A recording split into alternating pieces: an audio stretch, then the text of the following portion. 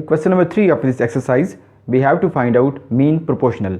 Mean proportional को कैसे define करते हैं? अगर आपके पास तीन क्वांटिटीज़ हैं, क्वांटिटी ए, बी और C, and these are related as A ratio B proportion B ratio C, तो आप देखें ये बी इसमें बीच में आ रहा है, और वैसे भी आप जानते हैं कि हम ए और सी को एक्सट्रीम टर्म्स और बी जो सेंटर में टर्म्स आती है उसको मीन कहते हैं।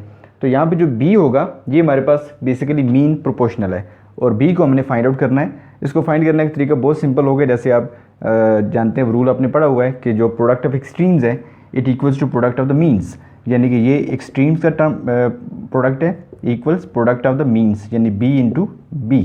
तो ये आपके पास क्या आ रहा है, b square equals to a c, और बी आपके पास क्या आ जाएगा, ए इंटू सी का प्रोडक्ट, और स्क्वायर रूट लेंगे both the sides plus minus के साथ।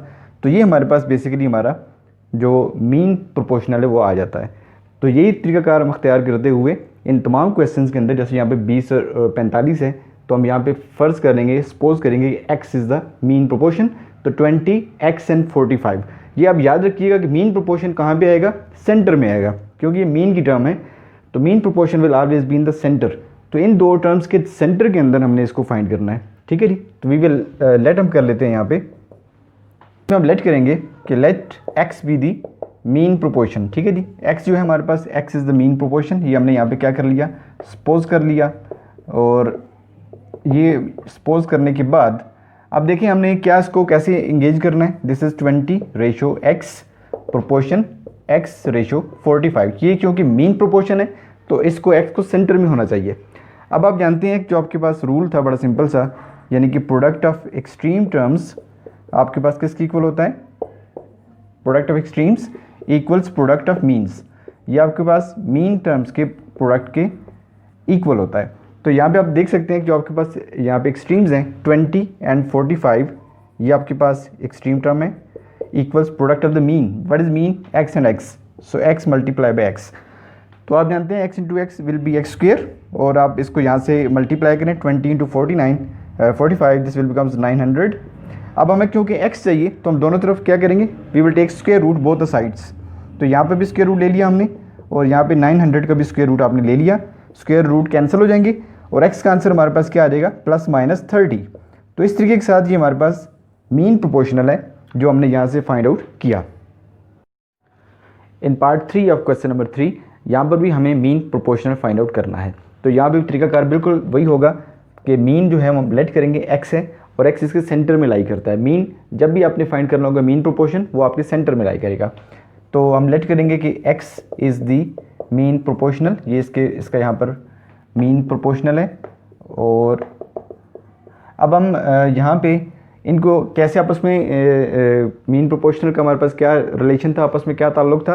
पहली टर्म हमारे पास क्या थी, 15 p⁴ QR3 रेशो के बाद अब x को लिखेंगे, क्योंकि x हमने क्योंकि मीन प्रोपोर्शन फाइंड कर रहे हैं तो मीन प्रोपोर्शन सेंटर में आएगा।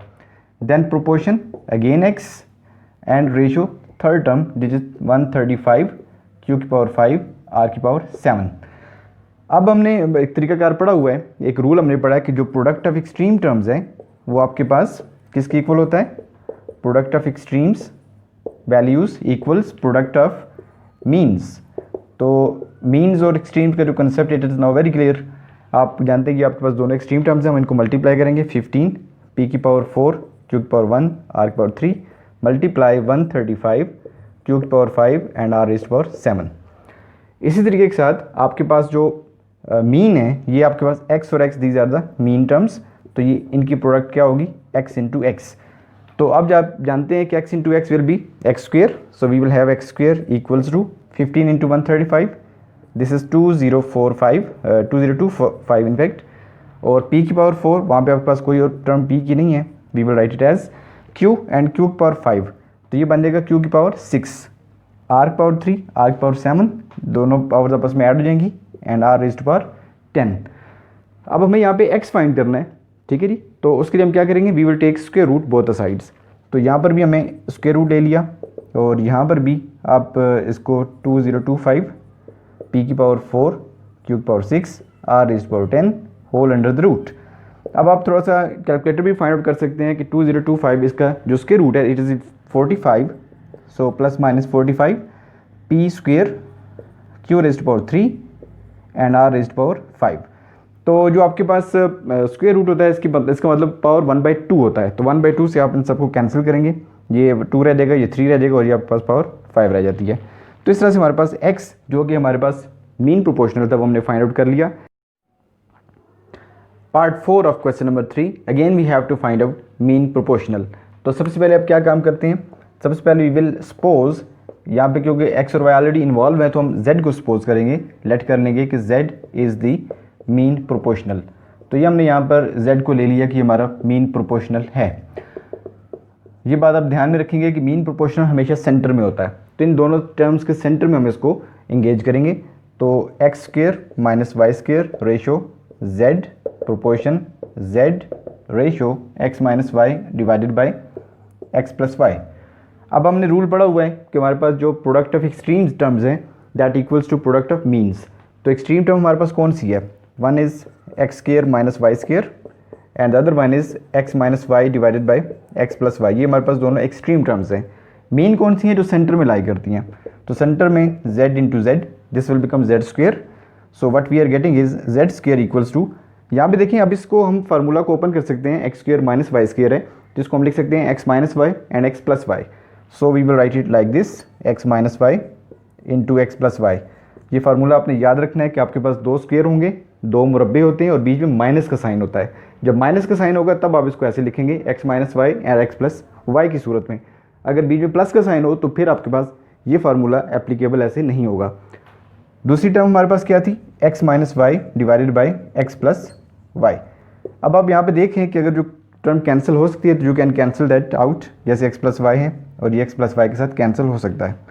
सो what we are getting is z square x minus y into x minus y, और इसको भी हम लिख सकते हैं एक्स माइनस वाई का होल स्क्वेयर।